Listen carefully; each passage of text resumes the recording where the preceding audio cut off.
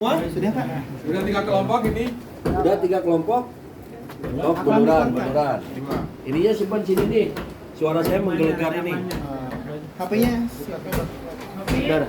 Suara rekamannya. Ini pakai ini. Iya, pakai itu. Oh, Soalnya kalau video suara banyak oh gitu renyek. Renyek teh itu ya, kayak semacam keresak-keresak ya. Itu di bawah FM dan AM ya. Gitu. Baik, terima kasih semuanya. Oke, bisa ke sini dulu. Assalamualaikum warahmatullahi wabarakatuh.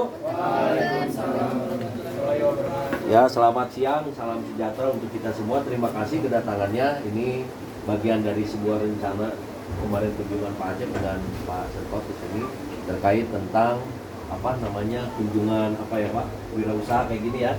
Wirausaha di mana tujuannya memang supaya membuka wawasan, pengetahuan, memotivasi teman-teman ya tentang apa itu dunia usaha di bidang pertanian, bidang peternakan dan lain sebagainya. Ya, saya perkenalkan, nama saya Ade Yusdira ya, saya dari peternak ulat hongkong yang ada di pinggiran kota Bogor, Cisarua, di pinggiran Sungai Ciliwung yang bersih ya, di atas gubuk, rumah gubuk ya gitu teman-teman. Kebetulan saya juga dosen di IB Kesatuan ya, nanti siang juga ada ngajar. Jadi mengawali ini sebetulnya sudah saya memulai itu dari tahun 2015 ya. 2015 saya melakukan uji coba sampai berhasil itu di tahun 2018 akhir kalau nggak salah. 2019 lah, 2018 akhir lah saya mulai. 3 tahun baru saya berhasil. Kenapa saya memulai itu? Karena saya lihat ada potensi pasar. Ini kebanyakan adalah kicau mania dan mancing mania ya. Jadi kebanyakan untuk kicau mania.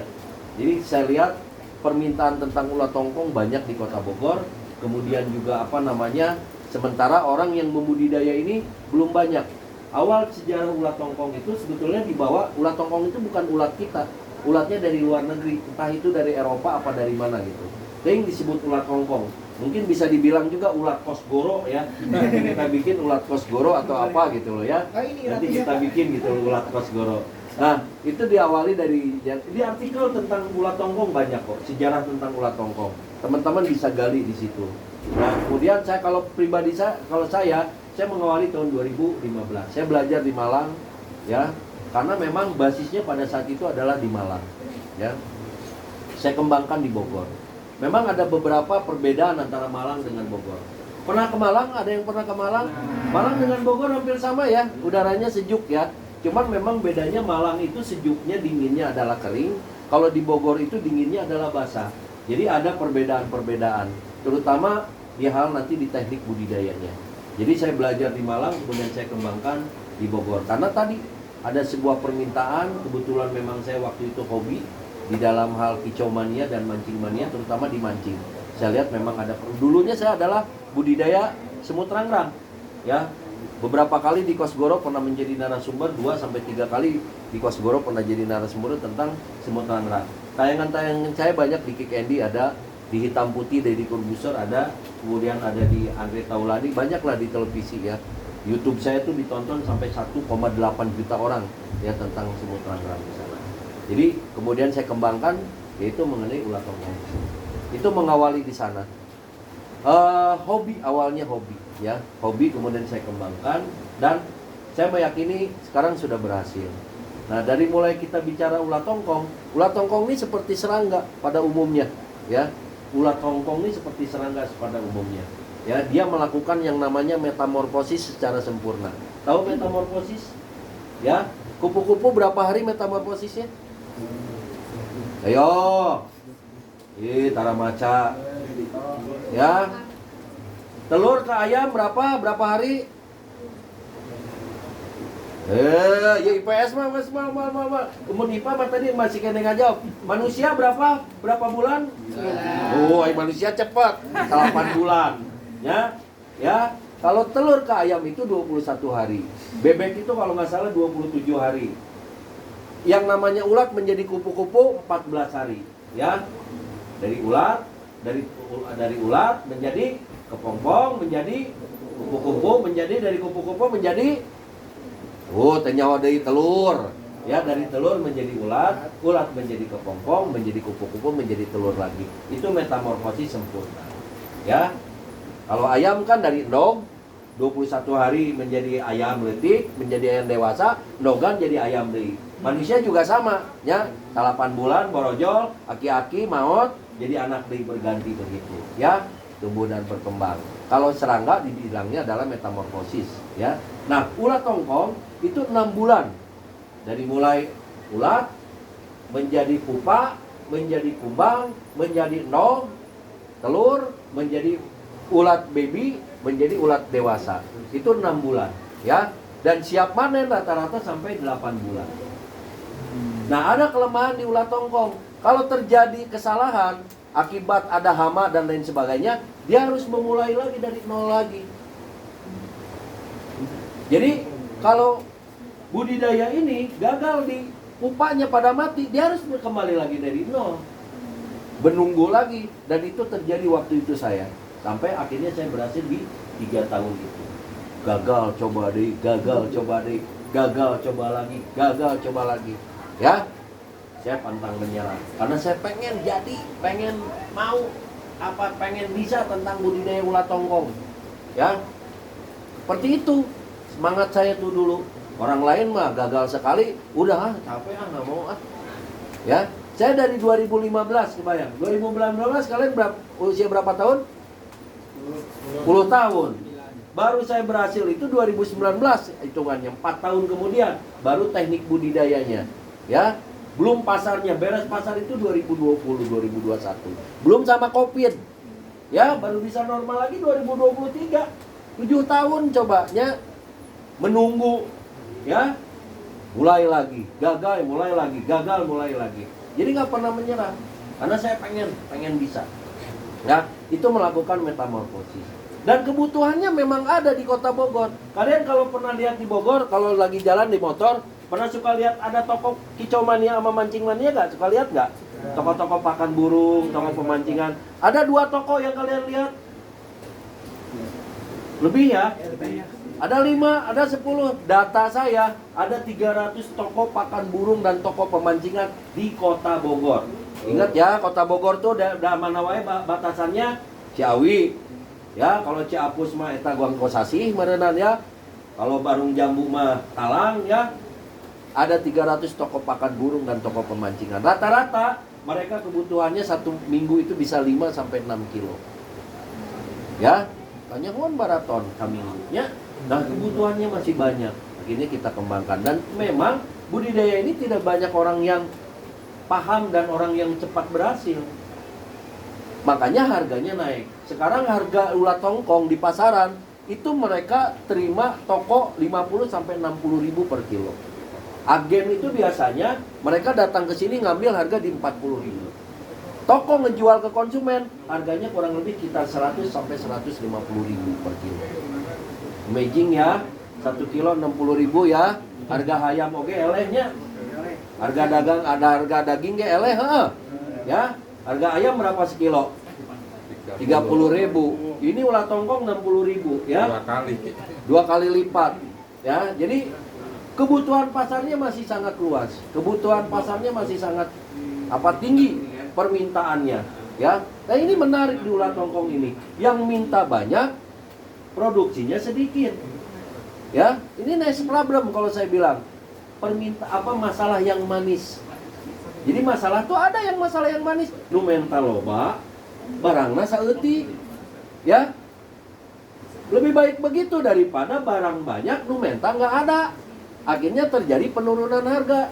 Kalau ini yang mentanya banyak, produknya sedikit, akhirnya menjadi kenaikan.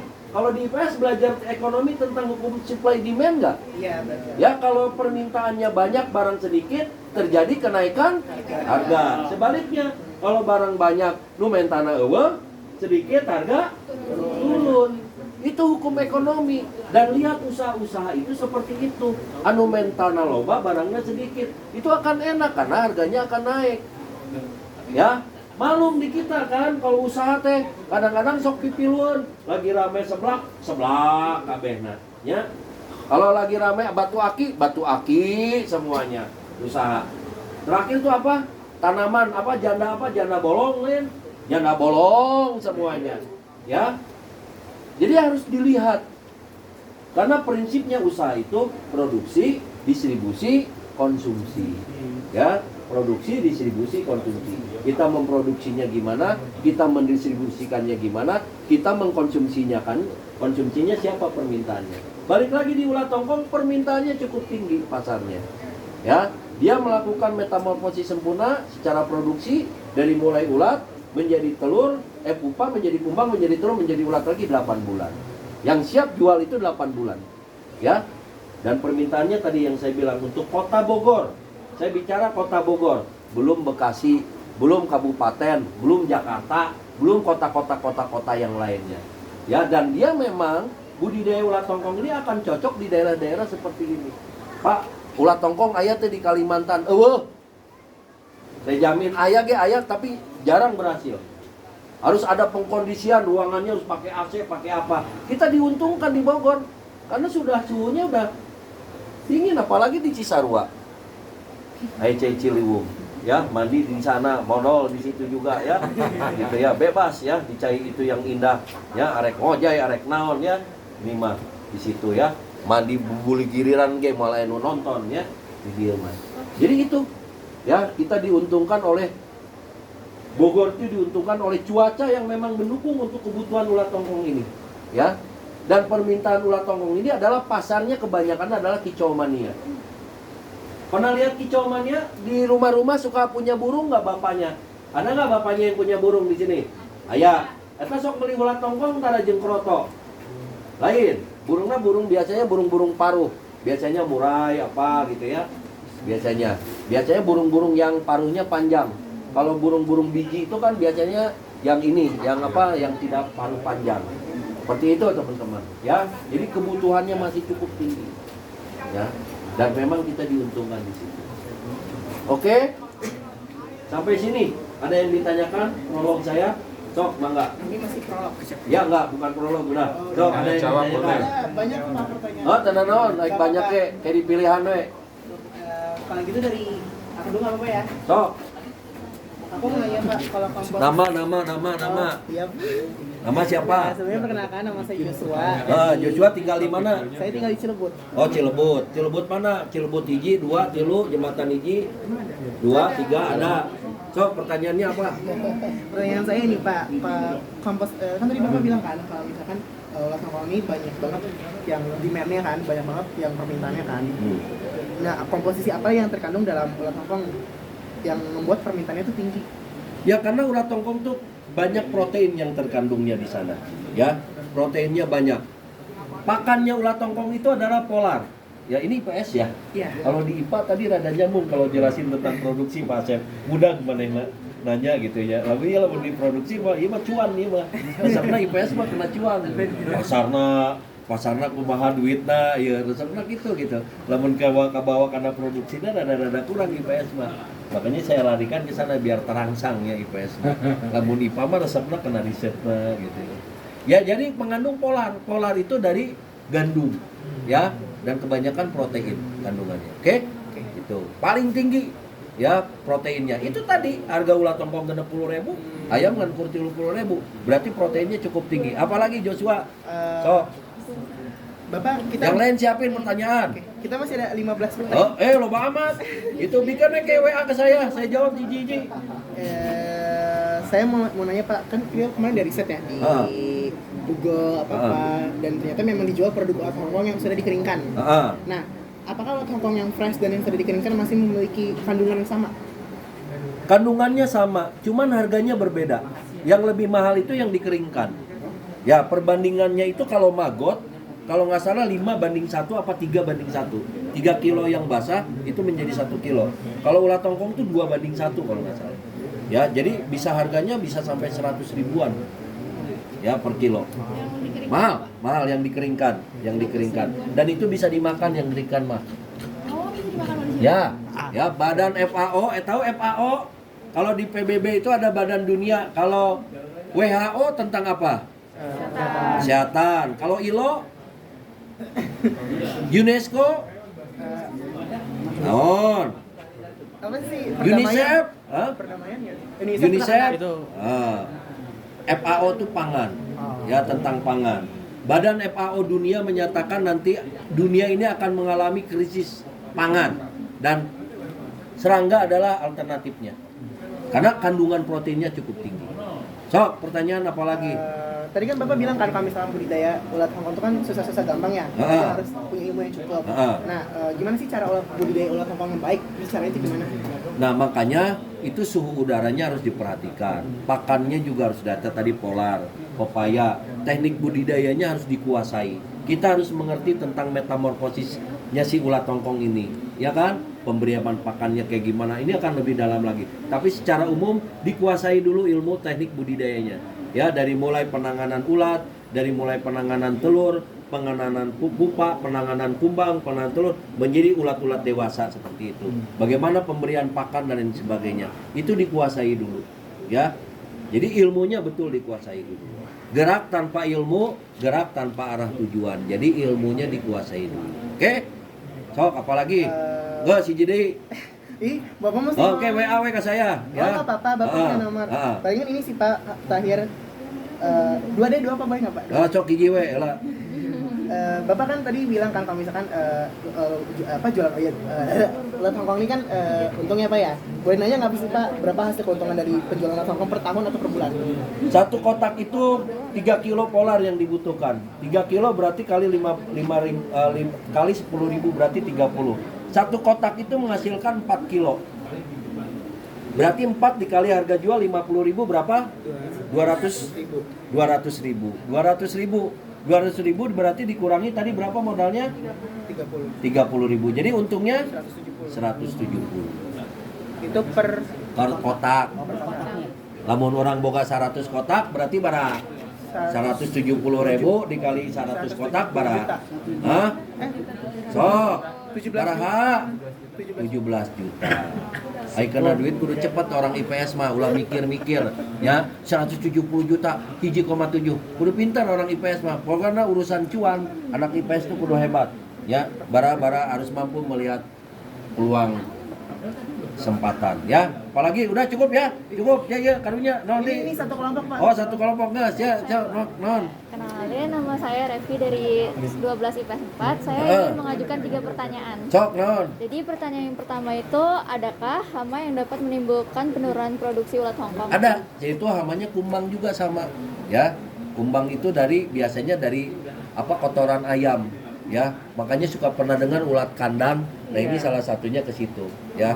Si ininya dia nanti makan sama si ulat kandang makan si pakannya, polarnya. Si kumbang juga si ulat Hongkong juga makan. Biasanya cepat kalah karena perkembangan ulat kandang itu lebih cepat daripada ulat Hongkong. Jadi panen ulat Hongkongnya kurang bagus gitu loh, ya. Seperti itu. Oke, apalagi? Ya. Pertanyaan kedua, jika terjadi peningkatan produksi ulat Hongkong, apa yang Bapak lakukan untuk mengembangkan pasar? Dikeringkan, produk turunan. Saya lagi mengkeringkan juga ulat Hongkong, itu bisa dimakan oleh manusia. Teman-teman bisa lihat di YouTube, Mealworm kalau nggak salah, itu di Korea ya, dibikin bubuk ulat Hongkong terus dicampur dengan yogurt jus atau dicampur dikocek. Kan proteinnya tinggi. Di Korea mah nggak secanggih le dongkong di dar, urangnya masih kene dar cilok, cilur, seblak, urang mah resep kene batagor. Di sana mah nggak keren le dongkong dimakan karena dia tahu kandungannya. Di orang mah lain pan, kerupuk pakai saus. Itu mah ya, di kita mah seblak nulada, ya resep. Di sana mah udah canggih, ulat Hongkong dimakan, ya. Kelabang yang mengandung protein yang cukup tinggi gitu loh. Padahal coba seblak, nyian darah tinggi eta lamun yang udah buat kalian enaknya cuman mentret mungkin kalilaan cilok, cilur, baslok ya orang mah resepna gitu ya. Oke, apalagi? Pertanyaan terakhir, berapa tingkat produksi ulat Hongkong dalam 1 minggu? Saya tuh 1 bulan di sini masih 5 kintal. Target saya di sini 1 ton lah. Ya, lamun hargana tadi berapa? 50.000 dikali 1 ton berapa? Baraha 1 ton jadi kalau di kilo jadi berapa? 1000 kilo. 50.000 dikali 1000 kilo jadi berapa? 50 juta. Kamu pinter tanya, cuan tak cepet tah gitu ya. Budak IPA tadi rada lambai. 5 juta masih tapi mana teh pinter. Ya, oke bagus kamu ya. Sok, apa lagi? Cukup? Ada lagi? Sok, naon?